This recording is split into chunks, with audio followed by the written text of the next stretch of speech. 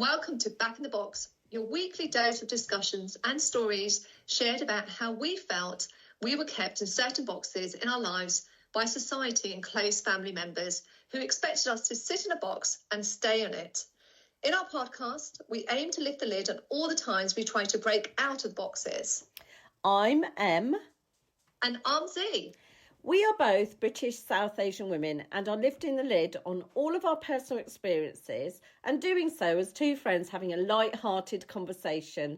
And through healing, we're now in a position to be able to talk openly and vulnerably in the hope that you may also be able to resonate with our experiences. Join us to lift the lid on that box.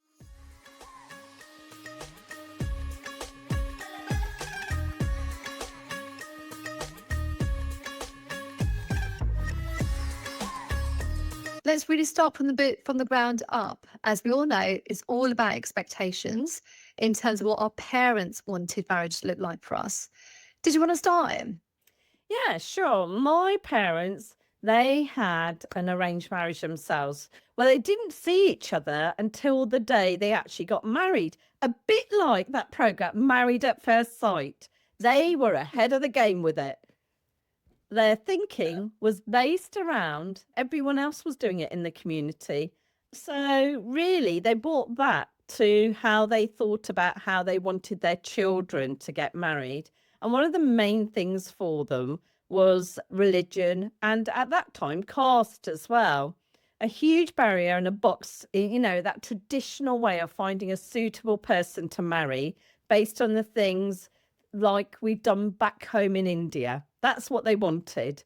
They had to marry someone from the same religion back at home in India and also the same caste. So it was a really, really narrow box and pool of people to choose from in England, though, for their children, including me. You know, my parents were getting matrimonial lists. All parents with the same age children were like competing to find these eligible bachelors for their daughters who'd come of age. And it was like, oh, we found our daughter a doctor to marry, you know, like it was some sort of big status symbol. But to be honest with you, to be a doctor or a dentist or anyone in the medical field had that badge of honour, didn't it? It was like, oh my God, you are the most eligible bachelors out there. Exactly. And they were snapped up like that, weren't they? Yeah. Regardless of whether they were good looking or not, it was just like, you know, yeah, just the fact that you got doctor that's enough. That is enough, yeah.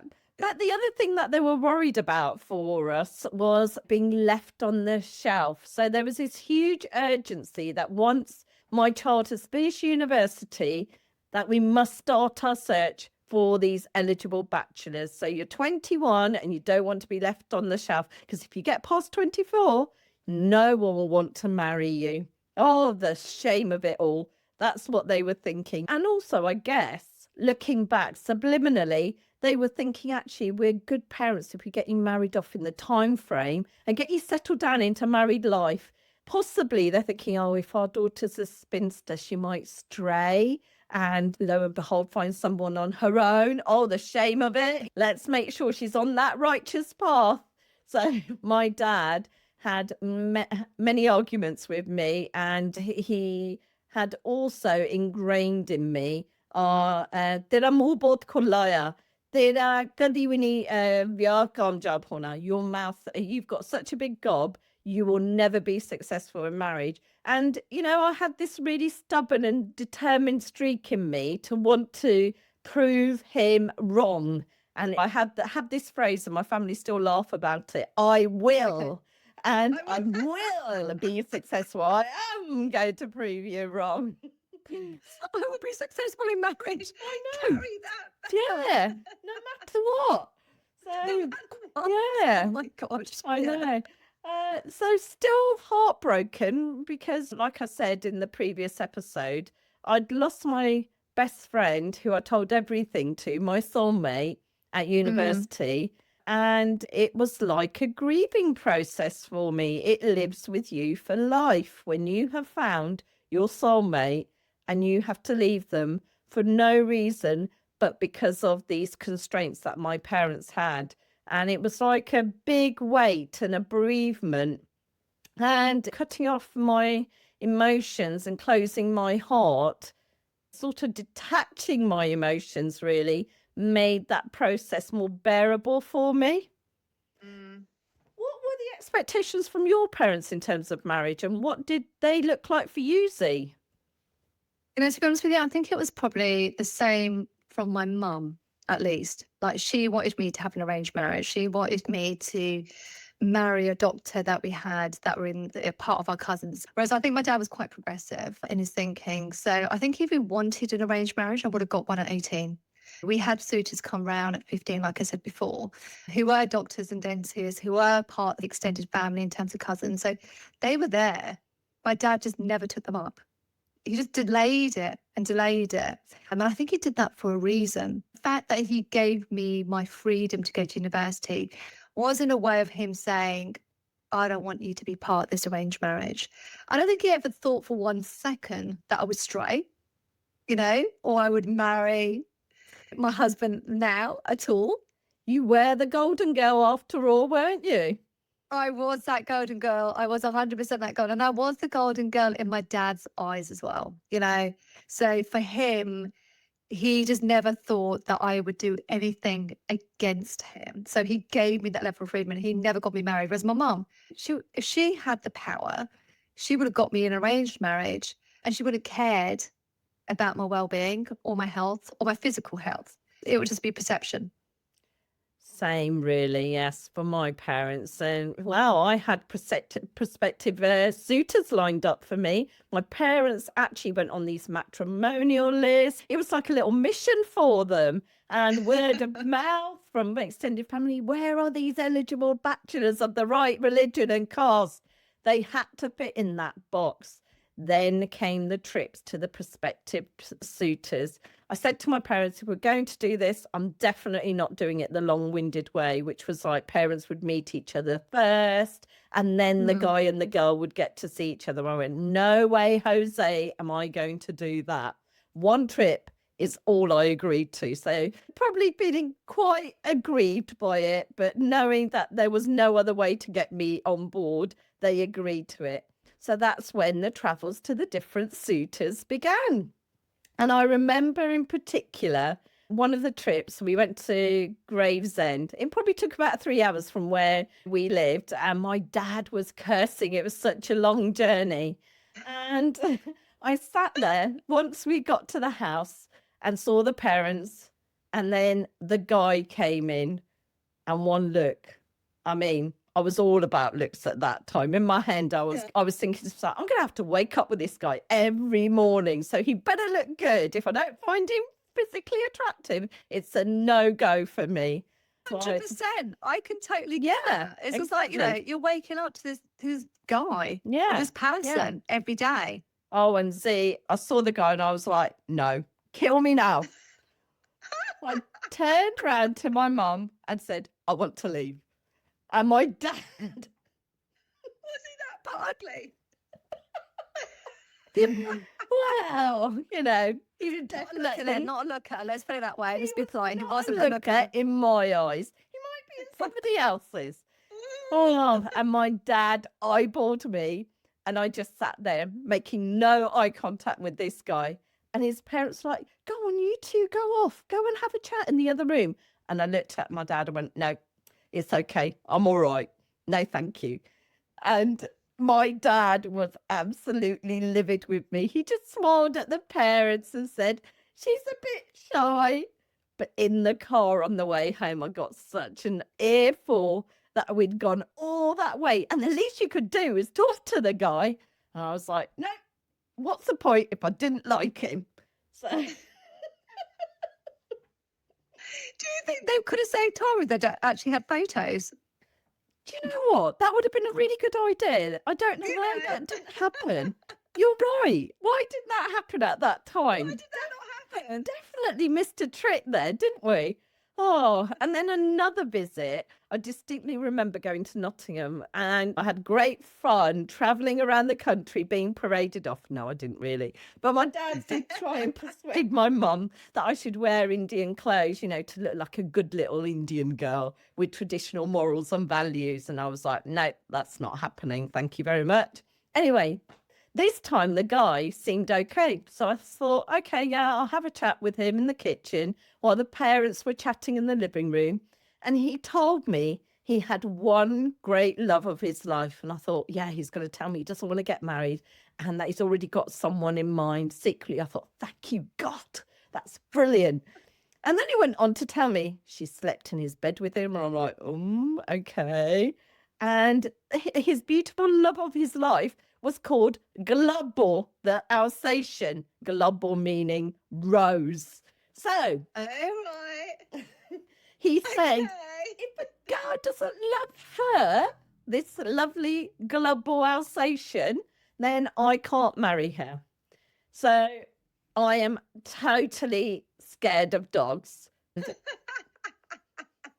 It's hilarious. That was your exit. Oh That was your my exit God. strategy, wasn't That it? was another one on the reject pile. Another one bites the dust. I am so afraid of dogs. I've had such bad experiences as a child of being chased and licked by Alsatians, Rottweilers, Labradors. It's like I'm a magnet for this sort of thing. And he tried to do what some may call exposure therapy by bringing his Alsatian into the kitchen, at which point I screamed and Glubble was no sweet smelling rose and started barking at me. That was so funny. I started crying. The parents were like, what's going on? And I ran out the kitchen, the dog. So, yeah, just a few of my little stories about going to see Suitors. That is so funny. So, how did you actually meet the husband? So I met my future husband, of course, the right religion and caste from my parents. And actually, we'd been sort of like in and out of our lives since the age of about 11 and been to different weddings. We always had to laugh together. As we got older, yes, we flirted. Interesting, I never saw him while I was with the other guy at uni. And I thought to myself, very shallow, I know. But yeah, he'll do. He's actually all right looking. Yeah, I find him attractive. The best of a bad bunch. That's so your day. Your Right, day. looks are good. Done. That's it. I can sleep in the bed and wake up with you every day and look at your face and not think, I want to vomit.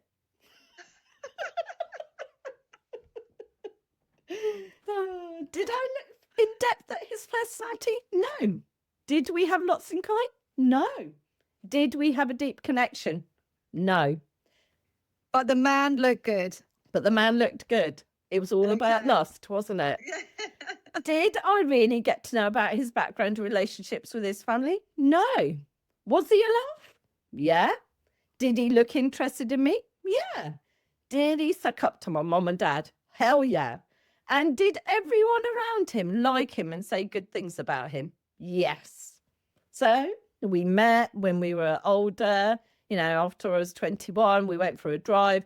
We had a laugh, we got on, I was physically attracted to him. So I said yes to my parents, who by this point were like, thank the Lord, she's actually said yes at long bloody last to somebody. And the marriage date was set for 6 months' time. So we dated, actually, which was quite unusual as well at that time. And we dated because we lived near each other before marriage. And normally in those days, couples would only have a few phone calls with each other. So I actually felt quite lucky that I was able to do that. And both his parents and my parents approved of it. So that was actually good. And looking back, it was all very romantic, lots of whining and dining and not much depth still, lots of physical attraction. Like I said, I think it was definitely just lust. There was no love, looking back on it. But, enough about that. So how did you introduce your boyfriend and now husband to your Muslim family? Because you knew he was the one. Yeah, I did actually. Just to give context of my of the boyfriend, now husband. It's difficult to say that. Like, it's like 30 something years on, boyfriend, now husband. But anyway, like I said, he was a black guy. I was a Muslim girl, eldest Muslim girl. So, being attracted or even thinking about marrying a black guy 30 plus years ago, it was like a massive no-no. It's not even a massive no-no. It's just like, what are you thinking? You are going to die. Like, you just don't even go there. What made me decide that he was the one was the fact that I had a car accident, and this car accident more or less left me for dead. So I was about 19, I'd say, 19, 20. It was our placement year. I literally passed my test within that year. And you know what they say, you have more accidents in your first year. I was reckless. I was a fast driver. I love speed. I did not care. I know what you mean. I actually had about 3 accidents the first year that I actually passed my test. I had the one accident, and it was the worst accident ever. So this was on the motorway, M40, rolled on the motorway, ended up 14 stitches front of my head, back of my head. Was lucky that I survived. They had found blood in the back of the car. Anyway, I woke up in hospital. I was unconscious for a few days, and then woke up. I had a realization then that I didn't think anyone in my family actually loved me. And the reason why I thought that was my brother was the last person to see me before I got in the car. So he knew I looked good, because I did look good. I distinctly remember what I wore. I wore these checked capri pants, a white wrap over top. I did my hair, and I looked on point. The bomb. I looked the bomb. To me, I looked the bomb. When you look good? I look good that day. Oh, you look good all the time. I look good, right? And it looks so good in the hospital. But the first thing he said to me when I woke up and I saw him, he goes, "You don't look so pretty now, do you?" Oh, I gosh. thought, what a thing to say, And then my dad was there, and I had really bad injuries. Like, my face was totally swollen up. Like, my nose was totally smashed. I've had to have 3 constructive surgeries done to my nose. I had 14 stitches front of my head, back of my head, and it's going off into a shake. So I looked like the Elephant Man. My whole face was swollen. You really couldn't recognize me. And my dad said, "I wish you had died." That is just horrendous. It Such is. a traumatic event to go through. And like you say, you could have lost your life. That must have been so upsetting for you, just not knowing, lying there in bed, what your future was going to be, and to hear those sort of comments on top of that. I think at the time I was like, it was like an out of body experience. I think I just detached all emotions, because I had gone through so much. I didn't have a mirror. Then it wouldn't give me a mirror for a whole week for me to see myself. And just hearing those words, I thought, I just don't think anyone in my family actually loves me. And I think that was the realization I had. But I remember my boyfriend at the time would come when my parents left. So he would come in the evenings. And me looking like that, my boyfriend wasn't a man of many words. He's not the most romantic of people. So he's not one to shout and stream me with love. But he wrote on my back with his fingers, "I love you." He's kind of like sketched that out with his fingers. Yeah. "I love you." And to me, I thought, oh my gosh, if someone could actually love me like me looking the way I do, which is at my lowest, the worst anyone could actually look, basically. And he loved me for being me. That to me was unconditional love. It's something that I just didn't experience, if I'm completely honest with you. It's not that superficial love just based on looks. It was that deep soul love that he had for you. Yeah. How absolutely. beautiful. Yeah. And, unbeknown to him at the time, that man was locked in then. When he said that, I was like, right, that is it. You are locked. You are not going anywhere. You are mine. I think that incident gave me a second chance in life. It made me realize that I've been given a second chance for a reason to live. So I decided there and then, I'm never going to please everybody. I heard those comments from my family. When I was the most vulnerable, when I love and they didn't give me that love, I'm never going to please them. So I need to be able to do what I want to do. And I found this love, which I've been seeking all my life, was just to be loved. And I just thought, you know what? I don't care. I'm going to marry this person. So that's when I decided I was going to marry my boyfriend at the time. Remember, I had a whole load of Asian friends, never really went out a cultural thing. And they all told me I was going to go to hell if I married my boyfriend. Everyone stepped away from me. Everyone stepped against me. at the time, because I was still quite, religion and faith was still really important to me. It made me kind of look really deep in terms of like, why would God judge love? Yeah. And how can love be a sin? So all these people telling me that I was going to go to hell, all these people telling me that what I was doing was a sin, I just didn't believe it. And I just didn't believe any of it. To me, I just kind of logically reasoned with myself to say, this is culture, this is expectations, this is perception. And the shame and guilt that comes into it, I'm not going to absorb that, because this to me isn't shallow. It isn't lust. It isn't something that's on surface level. This to me is love. So, to fall in love with a black guy 34 years ago, a big no-no. But, he made me feel alive. He made me feel excited every day. That to me was going to be marriage. And we got married. Oh my God, I want to get married all over again now. Oh, that has given me goosebumps. What a beautiful love story. And pivotally, it gave you the strength to really pursue that love, didn't it? Yeah, it's weird how a life event actually make you realise and question everything.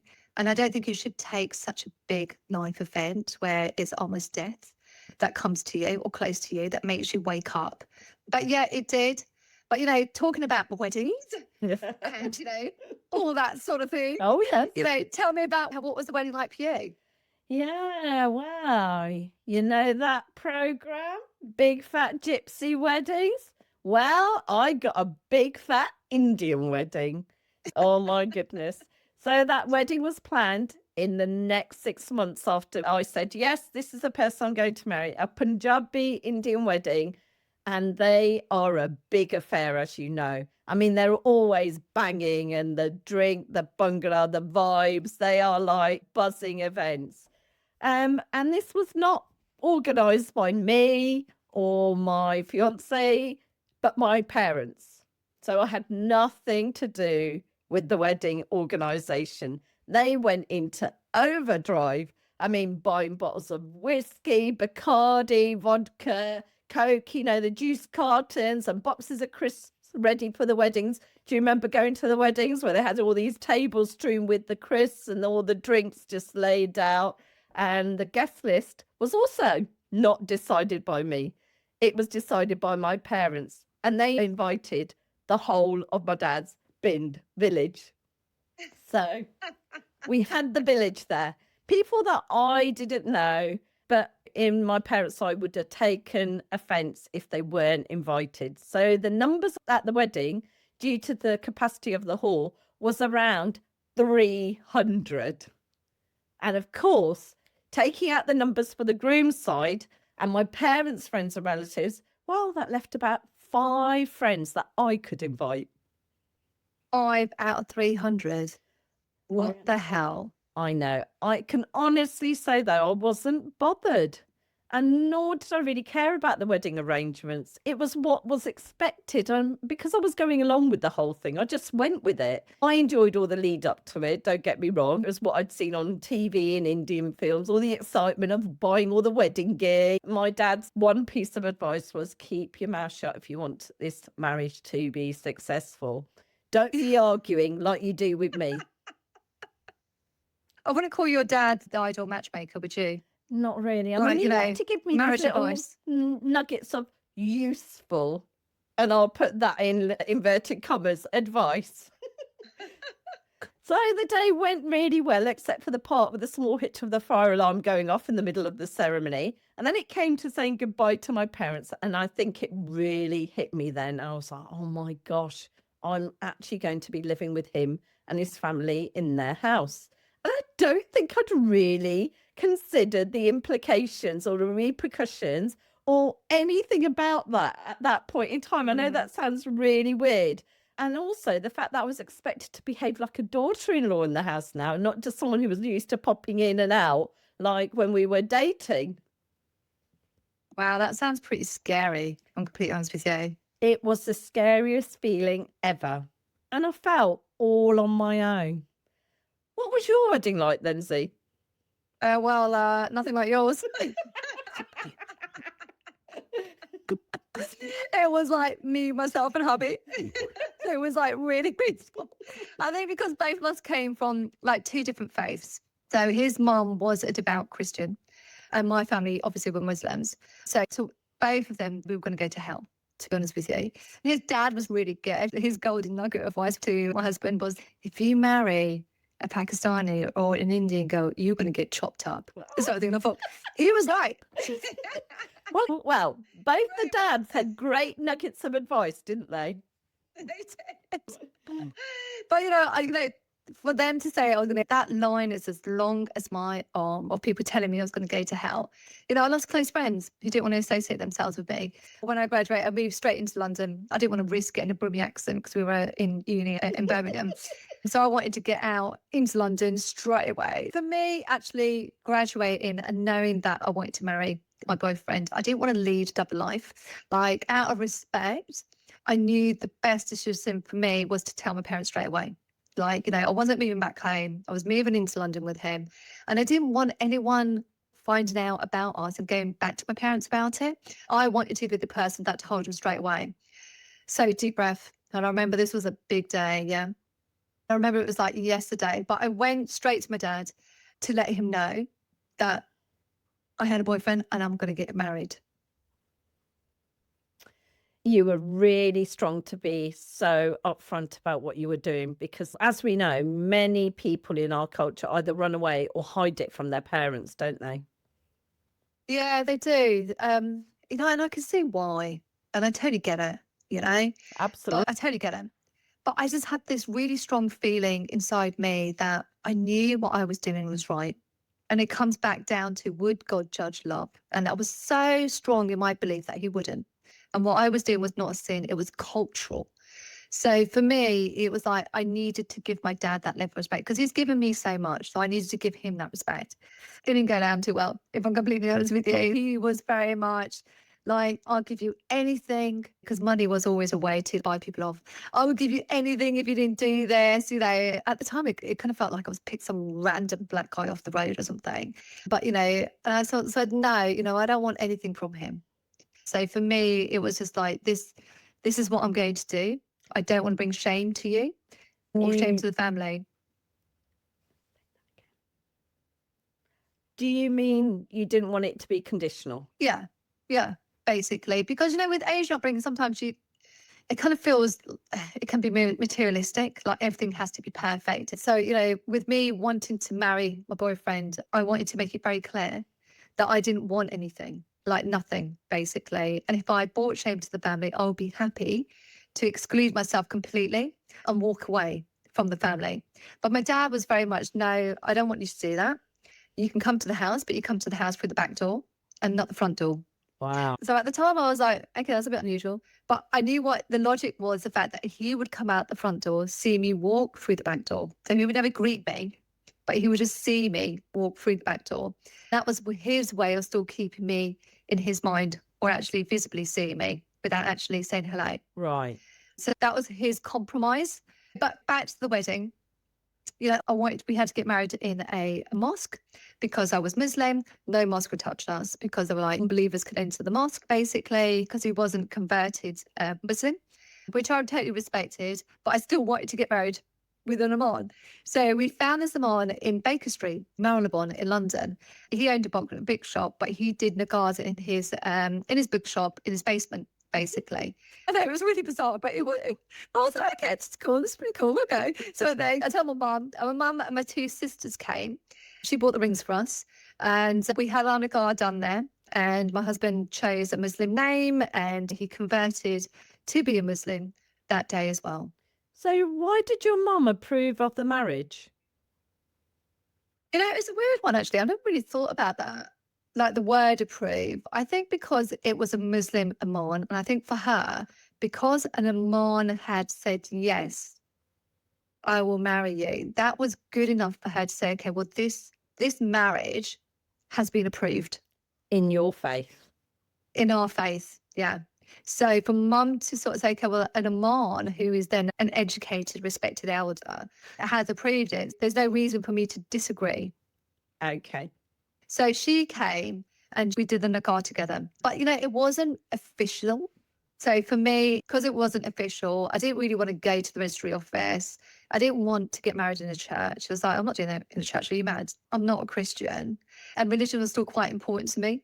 And the fact that it would be all his family, all his friends, and I didn't know any of them. And I was like, no, if none of my family are coming, none of your family are coming, and we're going to do this together, sort of thing. So we got to this compromise. And back in the days, we'd go into a travel agent and book a holiday, and they would actually have these dream weddings in magazines. It was just like, oh, you can get married as a dream wedding abroad. I was like, oh my gosh, we can get married abroad. Should we book a holiday to get married abroad? It was like, yeah. I was like, okay, let's do it. 2 weeks later, that was us. Wow. So it was literally just the two of us on a beach and get married. I totally believe that marriage is just two people. Oh, how wonderful. It was obviously more meaningful for you as it was him that was there from the beginning and him who alone was there for you after the accident. That's just really beautiful. Yeah, and I think for both of us, because we don't like to be the centre of attention, and we'd never liked the thought of having so many people there who we didn't know or who didn't really know us. So we were quite happy going off, just the two of us, and ended up playing bingo. We ended up being wedding night. As how romantic we were. It's going to bring me on to your 1,000 people in your marriage. So tell us, what was life like after marriage? Okay, I don't think I really knew what to expect, to be honest. Again, didn't ask what life would look like after marriage or think about it. I think I literally had my head in the sand, but more about that in a minute. So we didn't actually spend any time in the UK after the wedding before we flew off for our honeymoon in the Caribbean. And it was really great. We really enjoyed it, to the point I can't swim. And I got a bit of Dutch courage after some rum punch 69. And so I decided to go snorkeling, not being able to swim, just with a life jacket on. And it was amazing. I was so fearless about those sort of things. So there was a boat party. And yes, the drinks were flowing. And I remember the hubby saying, don't drink too much. And I was like, well, we're going to have a laugh. It's fine. We got dropped off at the pier by the shore. And yeah, I was a little bit tipsy. Okay, super tipsy. And as I was walking along the beach, stumbled sideways and splash, fell in the sea. And still determined to show I'm not tipsy. You know how you do when you're a bit like tipsy and don't want to admit it. I got up and started walking on the sand and tripped. And yes, face planted into the sand. So yes, now I looked like a yellow snowman, which I personally thought was hilarious. The hubby was not so amused. In fact, he was embarrassed by me and not for me. The following morning, I woke up to silent treatment and a sour face. This is on our honeymoon, remember? And which then led to him using abusive language and calling me an effing bitch for drinking so much and being selfish. I was so shocked and so upset. It actually, I think, broke my heart. Can someone who acts and speaks like this to their wife really love her? And it really made me question everything at that point. I'd never been spoken to like that by my boyfriend at uni. It was always with love and respect. And that's the first time I thought, I've made a huge mistake. And this person standing in front of me wasn't joking, having a laugh. This was a completely different person, an angry, scary, eyeballing monster. And I spent the day on my own and cried a lot. He never apologised and he didn't want to talk about it and just brushed it under the carpet. It started to make me think, what have I got myself into? My parents have just paid tens of thousands of pounds for the wedding. And I can't just go back and say, no, I've changed my mind. And I was thinking about the hurt, the embarrassment, the shame that would cause for them. And then also, I guess I thought, well, maybe this is a one-off. Do you know what? I'll address it when we get back home and not on the honeymoon. But we never did. He got angry every time I tried to bring it up. So I just thought, on the honeymoon, I'd just soldier on through the honeymoon and enjoy the fact that we're in a beautiful place. And he'll realise he has made a mistake and not do it again. So after the honeymoon, after that incident, returned to the UK, and there was another big shock to my system. We talked about the thousands in the marriage. Yeah. Well, it definitely felt like that at home as well. I moved into a small 3-bedroom house with 7 other people. 2 lots of relative couples who'd come over from India for the wedding. And of course, it's never a short visit because they have to make the most of their time while they're in the UK. So yeah, they stayed for 6 months. And one of them taking a job, a cash in hand job to earn money on the side while they're here.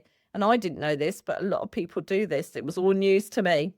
It was claustrophobic for me, and it felt like everyone was living in each other's shoes.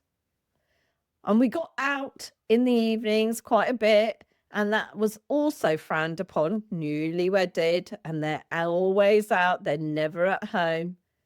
And I didn't realise at the time, but it was quite the norm for the hubby not to spend time at home. What was lovely was that they did make food between them for the whole family, and I wasn't given any household duties. So I was like, yeah, this is nice. And also I wasn't expected to give any of my earnings for the upkeep of the house, which is quite normal in Indian culture, isn't it?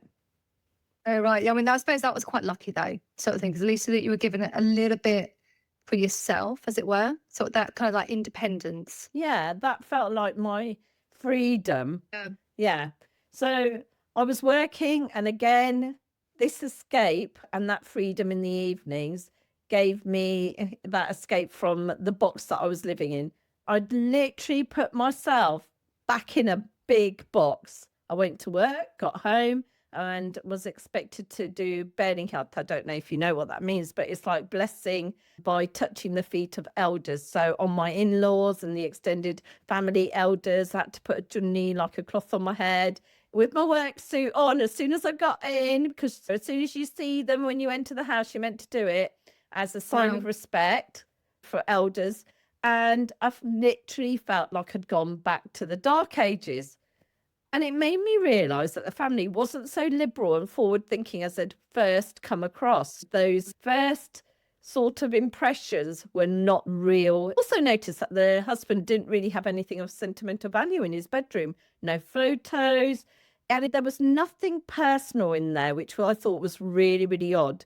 And just these little things kept happening, like he'd want the radio on when we fell asleep, and he knew that I couldn't go to sleep with it, and he didn't care. He said, no, we're just going to have the radio on. He wanted his tea made in a certain way, and if I didn't get the order of putting the things in his tea the right way, he got cross. And I thought to myself, what an overreaction to that. But I just let it go. In my head, I was thinking, don't sweat the small stuff. And I didn't really know him well enough to know these habits before we got married, because we never lived together. I think the big change came when all the relatives from India went back, and I was expected to make the Indian food and make the rotis, the chapatis when I got home from work. And that wasn't a problem, as I'd learned how to make food at home when I was a teenager. But to be honest, I was a bit out of practice and living off English food for about 8 years. In particular, super noodles were my favourite.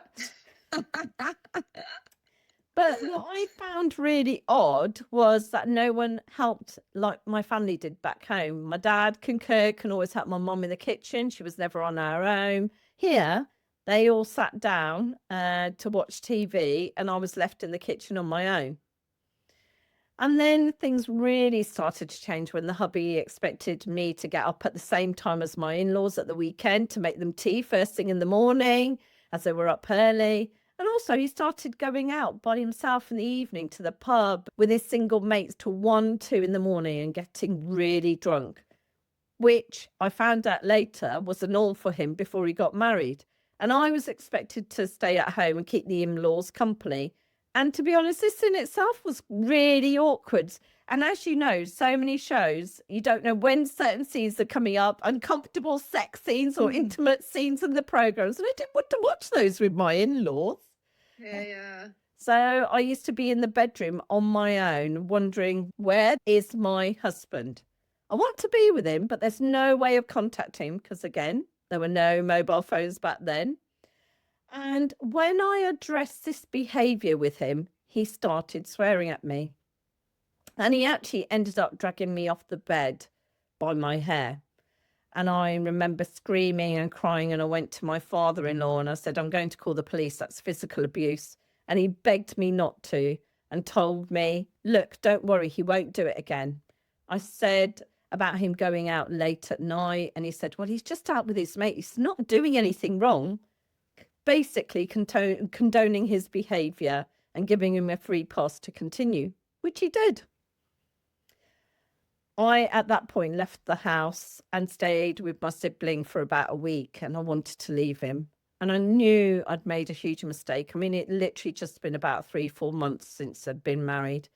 And the hubby didn't contact me the whole week. And when we spoke, he apologised and he said it was a huge mistake and it wouldn't happen again. And you know what? I believed him and I stayed. And I was also thinking it's not even a year since we've been married. And I can't give up trying to make it work. You know, that thing, I will make it work. He will change. I can help him to understand. He's been through a lot of trauma in his younger life. He needs my help. If I love him and be there for him, he will change. All of these things were going through my head. And living with the in-laws was not helping us as a couple. And I thought the reason for the hubby not spending time at home with me was because he didn't want to be at home with his own family. Then my life changed and I fell pregnant. And I felt like I'd been given a pass to get out. And there was no way I was staying in that house with my in-laws and raising my own family there. I wanted my own house. So I saved up like crazy enough money to get a deposit for a house. And surprising to me, this led to a big major blow up with the in-laws. They wanted to all move in together into a bigger house.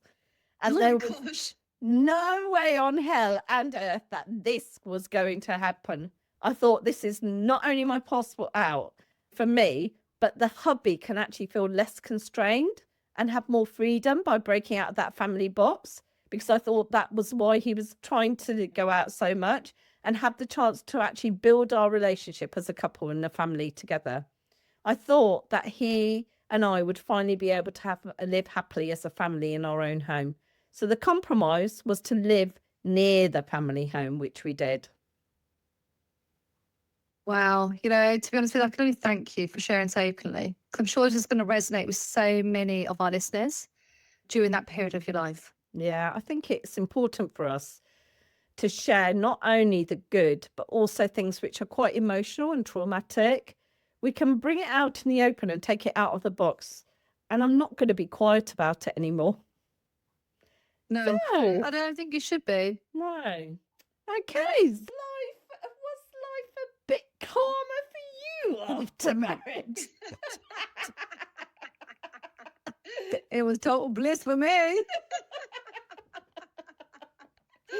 If I'm completely honest, I think my husband, he empowered me to constantly be me. He never questioned me. He would always pick me up, uplift me, and really kind of be the person that he felt, you know, I could be, was more confident, more open and everything else. So, you know, I can't fault him in the slightest. And we laughed and enjoyed life so much throughout our marriage. I know, a bit of a caveat, you know, I don't want people to sort of think I've got an Instagram kind of like picturesque kind of marriage. I have cried divorce 3 times. Really? Marriage is not always perfect now. You know, you got to work at it. Yeah. Particularly when you're living with someone 24/7 for like 8+ years, it's not all roses. So I just wanted to put that up front. Yeah. Yeah, I agree. With 2 different people coming together, and a marriage is about solving things together and growing closer through it, isn't it? Yeah, absolutely. Absolutely. But I think where my niggles were, and I think where our frustration and tension would come from, was not from the 2 of us. Yeah. It was always external. So it was from my family, you know, not my dad. My dad kind of was very black and white. He kind of accepted us, but he kept his distance. He was just like, get on, you know, nothing to do with me. Whereas my mum, she would constantly feeding me the seed that he's going to leave me at some point. Oh, your marriage is never going to last. Oh, he's going to be doing something to you. You're not going to find out what he's doing. And she really cast doubt in my head about the relationship, like he was never good enough and he was never reliable. So she would chip out my security, and that crept in quite a lot. And I found what I did then was the fact that, you know how it is when people kind of feed you negative behaviors, you then seep out those negative behaviors yourself.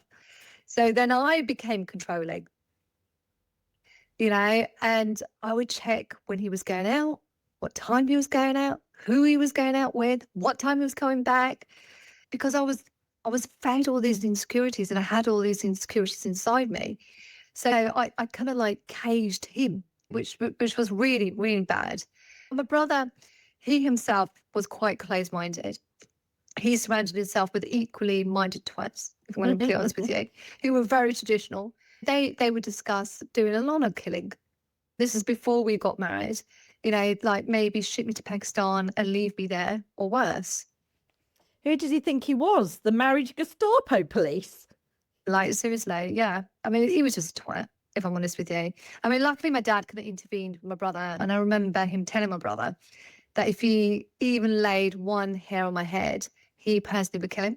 So that shut my brother down. But that wouldn't stop him feeding my mum with negative thoughts, which would create a lot of kind of like heavy expectation on myself that I had to have this perfect relationship, this perfect husband, this perfect life to prove them wrong. Yeah, Okay. that must have been a lot of pressure for you outside of the marriage, influencing you within it. Yeah, and it's crazy because it led to a lot of stupid arguments. And on reflection, it was me then controlling my husband of when and how long he'd go out for. I would literally place him in the box with a lock, and I was in control of that key. How did he feel at the time, and what changed things for you both? If I'm honest, he never really complained. He was really good about it. He never really said anything. There were times we would actually have, like, in earlier in our relationship, we'd have like this 6 months checklist. Let's do a 6 months annual review, biannual review. These are all the things I don't like about you. What are the things that you don't like about me, and how can we improve? He would never write anything that he didn't like about me. I'm like, man, I've got like a list of 30 I don't like about you. How much time have you got? The controlling behaviour, even though he wouldn't say anything, it reminded me of my dad, how my dad would control my mum, in terms of like when she would go back to Pakistan, who she met on her side of the family, and da, da, da. And I remember kind of sort of thinking, oh my God, like, this is deja vu. This is like me becoming my dad in terms of controlling. Like, he wasn't a great husband, but he was a great dad, okay? Two very different things. And that's when I thought, I need to really sort my life out. And I decided to get help and go to counselling, which to me was life-changing. I know people have a lot of myths about counselling, whether you have to be really broken to go into counselling. I wouldn't say I was really broken, but I knew I had to change. And I've always been of that mindset that once you hit 18, you have a choice in life. You can change everything. You cannot put it down to, oh, my dad was like that, or my mom was like that, or I'm like this because of X, Y, Z. No, you can change. So for me, it was just like, I need to change. And, counselling is a bit like when you go shopping, when you're hungry, you go in for one thing, but you come out with like 10 other things. You're like, man, I'm not going for that. And you don't even forget what you went in for. And that was counselling for me. It unlocked so many different things. Yeah. And I did a couple of those counselling throughout my 30 plus years of being married, which helped me a lot. But my mum would constantly emotionally blackmail me. I remember when she got really sick one time, and I was living in southwest London, and it would take about an hour and a half to drive to where she was. And she would like constantly, if I died, it'd be your fault because you never got here quick enough. So we moved out of London to be closer to her. And that was a nightmare because she was never happy. She would never accept my husband. So, me breaking out the box, even though it allowed all my siblings to freely walk out of the box and gave them freedom, because each and every single one of them married outside the family. So, you know, my young brother married a Trinidad Indian, my sister married an Englishman, my other sister married a Bengali, my other sister got engaged to a Moroccan. It was only my elder brother that got married to a Pakistani, but my dad didn't approve anyway because he was like, she's not from the right family. You know, it just confirms that you can never please everybody. Yeah. So you literally helped to pave the way for everyone else in your family to break out of the box. Yeah, basically. But I was blamed for that because of being the eldest girl. It was like, well, they followed you. Yeah. So you've got this enigmatic superpower now, Z. Yeah, you know, the superpower of being the eldest girl, where everybody follows the do as I do. That came like me even though I broke out that box and found my love, went to live the life I really wanted to live. It did come with a lot of emotional and mental turmoil for me internally. I was then invited to my brother's wedding. I knew I made my bread, and I always kind of like remind myself of that. But you know, it didn't allow me to embrace the exclusion and the hurt that I felt for so many years. I don't think I actually understood the hurt of the exclusion, of not belonging, and what that would do to me. So for me, it was mainly that. I mean, my parents were great grandparents, and I would always be grateful for that. But, you know, there were occasions when my brother would come to our house, and I don't know, when my son was young, and he was like, oh, he's a bastard in our eyes. You know, it's not, well, you can only have a bastard if the dad's not around. It's like, his dad's here. And it was just because he wasn't of the same religion. And there were times my brother would face up to me and threaten to beat me up. And I'd be like, I'll go face to face with him. It was just like, you're going to come fight me, I'll fight you. And I'm quite petite anyway, and I was more petite then. I'm going for menopause now, so I'm not so petite now. But, you know, then at the time, I thought, I'm going to knock you out. I will knock you out if you're going to come for me. So it was that constant battle. I can imagine you would have knocked him out with a slam dunk, girl. In my head, yeah. You know, I would have been on that floor, but you know. But no, the exclusion didn't just kind of like happen with my mum and brother. I think it hurt more because my sisters excluded me from groups as well. So they would meet and not let me know, you know, and they would live quite locally, not too far away. And I'd find out they would went for lunch or dinner, meet up, and they wouldn't invite me. And that played on me a lot for years, you know, up until recently, I would say, you know, because it is that belonging, that wanting to be part of this perfect family, this perfect extended family, which, you know, I should have realised I would never have got that. So I've always sought approval. I've always tried to get validation from my family that my act of love was never a bad decision. And my husband was a great guy, and I wanted them to realise that. And it affected my mental health, and I compromised it a lot, if I'm honest. And I think I found that heartbreaking.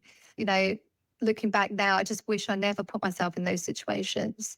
I didn't need to prove to them that I was a good girl anymore. You know, I just wasn't good enough for them. You know, and that hurt me the most, was knowing that I just was not good enough for them. It's really clear to see from both of our experiences that in any situation, whatever decision we ended up making caused us hurt in one way or another, didn't it? Yeah, 100%. And I think we're at that stage now where we can take some reflection. You know, now, gone through all of it, and like 30 something years later. Yeah. You know, it takes a little while to put the penny to drop, to be fair. You know, this is probably good timing. So, you know, let's get to that stage where we do in each way our episodes, where we take a deep breath. So deep breath in. Ooh. And deep breath out. Ooh. Yeah. And let's ask that question to each other. See, what advice would you give to your younger self at this stage of your life? Yeah, I mean, I've been thinking about this one quite a bit. And I think, you know, if I could go back and really speak to my younger self, I think this piece of advice I wish I told myself would have changed so much of my hurt. It's that you've got to go beyond the information. And what I mean by that is like cut through all the thoughts. It's our thoughts that create a narrative. It's a story that we tell ourselves. We need to go beneath the thoughts and really head towards the sensations, your feelings. This is where the doors will open. So suffering goes with what we tell ourselves. And that is when the mind is locked. Yeah. And you've got to learn to be present. When things go bad, or you feel despair, or you feel like, oh my God, I'm just not getting anywhere, you've got to remind yourself, like, why are you acting on love? When you do this, you bring clarity to your thoughts and you suffer less. You're not glued into it. And that's the narrative you've got to tell yourself. You've got to stop feeding it with thoughts and start feeling like with the love that you have. And I think that will change how you view things. And that's when you become free to move. So for me, I feel I've wasted decades on the information and the narrative that I was given by my family members, which created these negative thoughts because I was so keen to please. I just wished I'd listened to myself as I am now, because only now I feel free. Very, very deep and very important way to think, isn't it? Because we can't change the past, and No. we can reflect on it, and that helps us with our healing, but possibly other people as well. Yeah. And it's about the story we tell ourselves, like, Yeah. change your thoughts. Yeah. How about you, Em? I would say love trumps lust any day. Find someone who is kind, understands you, connects with you on a deep level, is authentic, and communicates with emotional intelligence. Someone who shows you respect and that you can grow even better together with consistency.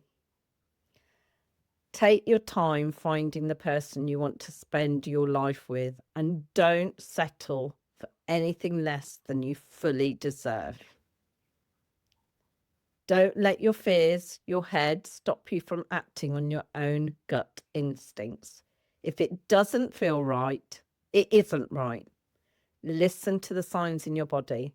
That is your body's way of giving you an early warning system. Notice and reflect. How do I feel? How is my body feeling?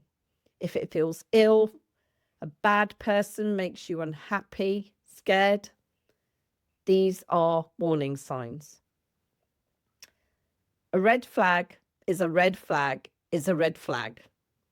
If you allow any harmful behavior and forgive it or make excuses for it, it will continue and quite possibly get worse. Protect yourself with strong boundaries and take care of you at all costs to stay safe. If someone's actions do not match their words consistently, notice this and be curious why this is happening. Consistency in actions and words are for the truthful. Words without actions to follow through consistently are false hope. And finally, we can't live our lives for other people to please them, appease them, or save them. Let them do it. Heal and save themselves. Everyone is responsible only for themselves. The only person we can change is ourselves through our actions, words, thoughts, and feelings. And if you are in any form of an abusive relationship and think things may improve, they won't. It's time to consider what's going to be best for you.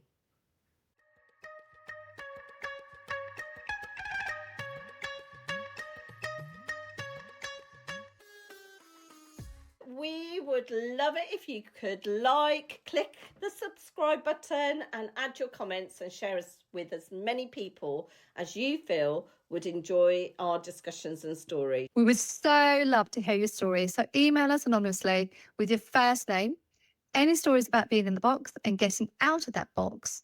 Our email is in the link below. We can't wait for you to join us next time, where we will be discussing relationships. Were there more boxes? Join us to find out. Oh my gosh, I can't wait for the next episode. I'm so excited.